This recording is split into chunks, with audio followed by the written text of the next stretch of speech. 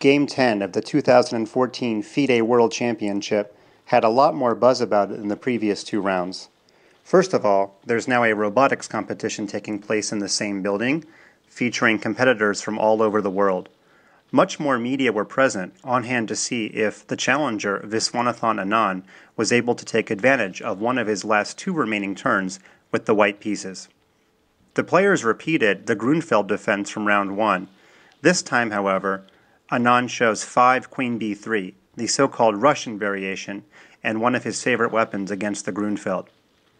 Carlsen later on responded with an early Knight a6, a move that former world champion Garry Kasparov used in 1987 for his world championship match with Anatoly Karpov.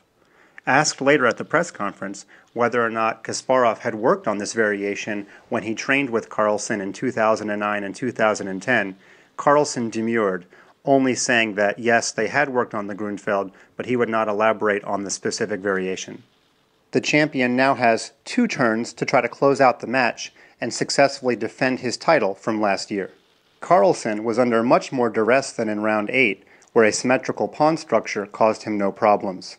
In today's game, the passed d-pawn was always a threat, and when Anand got the bishop pair, he certainly had some chances. In fact, at one point, former world champion Boris Spassky commented that he thought Anand was winning and that Anand had the endgame technique to get the full point.